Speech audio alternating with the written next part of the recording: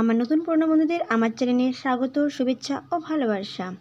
আজ চলে এলাম আরও একটা ব্লগ ভিডিও নিয়ে। নমস্কার বন্ধুরা, প্রিয়াঙ্কা বেঙ্গলি ব্লগে তোমাদের আরও একবার স্বাগত, শুভেচ্ছা ও ভালোবাসা। প্রতিদিনের মতো আজও চলে এলাম আরও একটা নতুন ব্লগ ভিডিও নিয়ে। তো থাম্বনেল দেখে বুঝতেই তো পারছো, আজকে মোচার একটা রেসিপি তোমাদের সাথে শেয়ার করব, মোচার পকোড়া। তো চলুন বন্ধুরা রেসিপিটি শুরু করি। তো দেখো বন্ধুরা, একটা মোচা নিয়েছি আর মোচাটাকে ছোটো ছোটো করে কুচিয়ে নিয়েছি। দেখো বন্ধুরা, ভালো করে ধুয়েও নিয়েছি, মোচাটাকে একটু ভালো করে ধুয়ে নিয়েছি। এবার তোমাদের সাথে উপকরণগুলো শেয়ার করি। তো দেখো বন্ধুরা, এটা হচ্ছে বেসন। এখানে আমি 1.5 কাপের মতো বেসন নিয়েছি। আর এটা দেখো ময়দা, এখানে আমি ময়দা নিয়েছি 1 কাপ। এছাড়া আরও মশলাতে রয়েছে গোটা জিরে, পানমৌরি, এছাড়া এটা হচ্ছে খাবার সোডা। এই উপকরণ দিয়ে আজকে রেসিপিটি বানাবো। আর দেখো এখানে আরও একটা রেসিপি রয়েছে, পেঁয়াজ কুচি আর হচ্ছে কাঁচা লঙ্কা। এখানে ঝাল মতো কাঁচা লঙ্কা তোমরা ব্যবহার করতে পারো।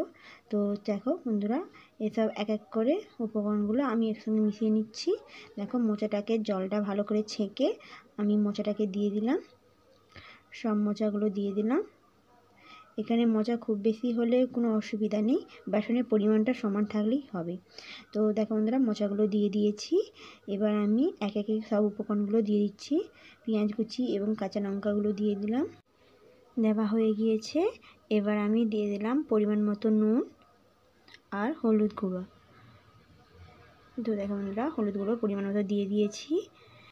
এবার আমি দিয়ে দেবো পানমৌরি, গোটা জিরে, এছাড়া খাবার সোডা। তো বন্ধুরা, সব উপকরণগুলো দিয়ে দিয়েছি। এবার শেষে আমি বেসনটা আর ময়দাটা এক এক করে দিয়ে দিলাম। তো দেখো বন্ধুরা, ময়দাটা আমি দিয়ে দিয়েছি। এবার আমি বেসনটা পরিমাণ মতো দেবো, যেমন এখানে মোচাটা যতটা রয়েছে তার পরিমাণ মতো আমি বেসনটা দিয়ে দিলাম। সব উপকরণগুলো দেওয়া হয়ে গিয়েছে, এবার ভালো করে মাখিয়ে নেব। তো দেখো বন্ধুরা, এভাবে এরকম করে সব উপকরণগুলো ভালো করে মাখিয়ে নিয়েছি। এবার আমি জল দিয়ে দেবো। দেখো বন্ধুরা, এভাবে মাখিয়ে নিয়েছি। এবার আমি জলটা দিয়ে দেবো, আর খুব বেশি জল দেব না, পরিমাণ মতো জল দেব। তো দেখো বন্ধুরা, জলটা আমি দিয়ে দিলাম। এখানে খুব বেশি জল দিলে পাতলা হয়ে যাবে, আর আমি এখানে খুব বেশি পাতলা করব না। দেখো বন্ধুরা, এভাবে মাখিয়ে নিয়েছি ভালো করে জলটা মিশিয়ে। এভাবে ভালো করে মাখিয়ে নেবার পর, তো দেখো বন্ধুরা, এভাবে ভালো করে মাখিয়ে নিয়েছি।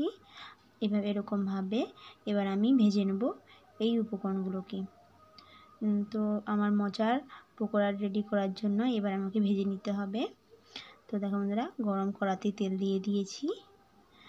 এবার দেখো তেলটা একটু বেশি দিয়েছি পকোড়া ভাজার জন্য। আর দেখো এরকম ছোটো ছোটো করে নিয়েছি, এরকমভাবে অল্প অল্পভাবে আমি গরম তেলের উপর দিয়ে দিচ্ছি। দেখো বন্ধুরা, এভাবে আমি দিয়ে দিলাম সব পকোড়াগুলোকে। তো দেখো বন্ধুরা, এরকমভাবে দিয়ে দিয়েছি। আর দেখো কালারটাও আস্তে আস্তে চেঞ্জ হয়ে যাচ্ছে। আর এক পাশে আমার ভাজা হয়ে গিয়েছে, এবার আমি উল্টিয়ে দেব, ভালো করে উল্টিয়ে দেবো। দেখো এরকমভাবে উল্টে দিতে একসঙ্গে মিশে গিয়েছে, তবে এটা ভাজা হয়ে গেলে এক এক করে সব ছেড়ে যাবে। তো দেখো বন্ধুরা, এভাবে আমি উল্টিয়ে দিয়েছি, আর ফাইনালি আমার ভাজাটাও কমপ্লিট হয়ে গিয়েছে। তো দেখো বন্ধুরা, এবার দেখো ভাজা হয়ে গিয়েছে, কালারটাও সুন্দর চেঞ্জ হয়ে গিয়েছে, দুপাশেই ভালো করে ভাজা হয়ে গিয়েছে। এবার আমি তুলে নেব, আর একটু ভালো করে ভাজা করে আমি তুলে নেব ফাইনালি। তো দেখো বন্ধুরা, হয়ে গিয়েছে, এবার আমি তুলে নিচ্ছি। আরও যেগুলো রয়েছে এবার সেগুলোকে ভেজে নেব এবার আমি। তো দেখো বন্ধুরা, এই যে আরেকবার দিয়ে দিলাম। তো দেখো বন্ধুরা, এভাবে এক এক করে আমি সব ভাজা করে নিয়েছি।